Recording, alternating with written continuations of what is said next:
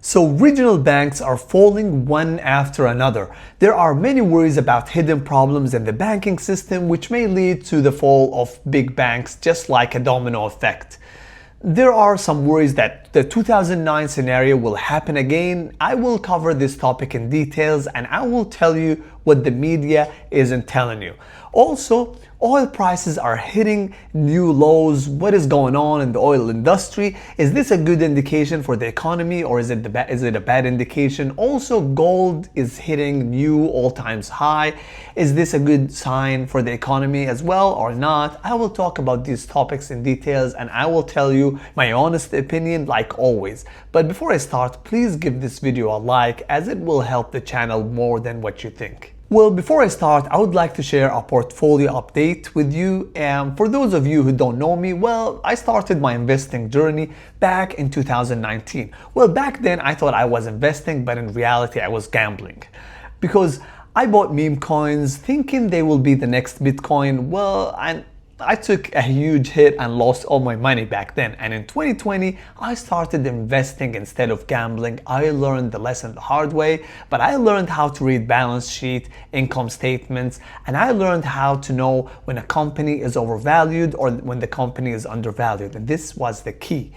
And I started with 5 figures and I went to 6 figures in only 5 years. I bought these stocks in 2020. I bought and doubled my money in 2021, and in 2022 I bought these stocks at these prices and doubled my money again by 2024.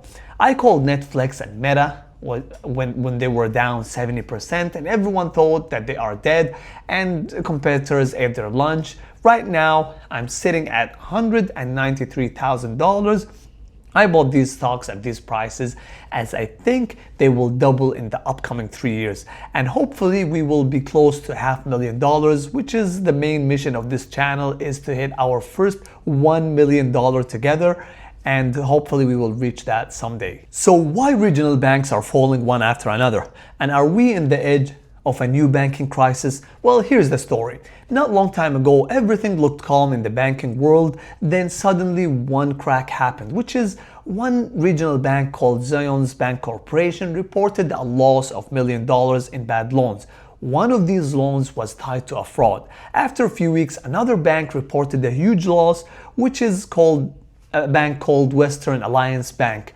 This bank lost millions of dollars in bad loans as well. Investors started to worry and started to whisper, if 2 banks fell, then there might be more will follow these 2. Just like what JP Morgan CEO Jamie Dimon said, if you see one cockroach, probably there are more hiding. Fear started to spread around investors as they were worried about a domino fall, just like the one happened in 2009, which is the financial market crisis. Here is the twist. Those regional banks have been lending private companies. These private companies operate in the dark with less rules and less transparency.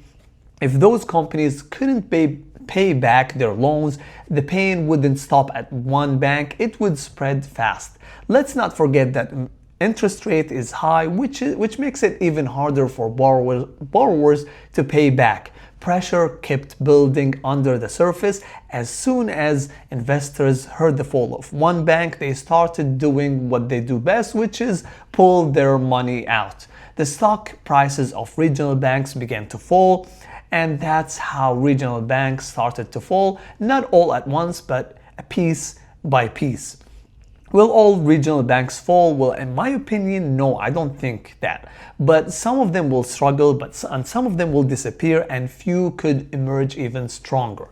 In my opinion, also, we will not see a financial crisis like the one happened in 2008, 2009, and that's simply because banks today are way stronger than in 2008. Back then, banks were holding toxic mortgage assets. Also, banks today are more diversified than before. They make money from investment banking, wealth management, and global operations. Let's also not forget that government and Fed are more alert than before. We have seen they contained the 2023 Silicon Valley Bank collapse.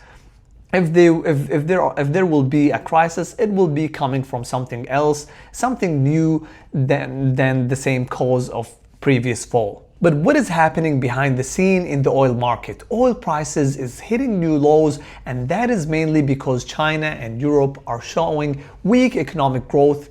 When economies slow down, factories produce less, transportation decreases, and energy demand drops. Basically, less demand equals lower prices. Another reason is that market believe that there will not be supply disruption like what happened before during the Russia-Ukraine war. Also, many investors think that the global growth will slow now in the upcoming months, so they started selling oil futures early. In conclusion, when oil prices go down, this does not always mean a good sign for the economy. This is in our situation right now. This means that the global production is slowing down and oil demand can be a good indication for that. Another good indication for the economy can be gold prices. When gold prices go up, like what we are seeing these days, that means investors are scared. Gold is always a safe haven when there is economic slowdown or trade war or even geopolitical tension between two countries, or even people fear inflation and they think their dollar value will be worth less. Like these days, bonds and cash can look less attractive. Investors loaded the boat on gold and Bitcoin. Both digital and physical gold started hitting new all-time high. Dollar will lose its value year after year if we continue in this pace. Seeing gold prices hitting new all-time high is not a good sign for the economy, as it means that investors are scared and keeping their money in a safe haven. So all these are indications that we might be entering a recession soon. Let's also not forget that stock market dipped last week, and so the main question that I hear in the media these days is, are we entering a recession? Because Moody's research team completed a study that says 22 states are already entering a recession and 13 other states are on the edge of entering a recession. If you want to know what's going on, watch this video.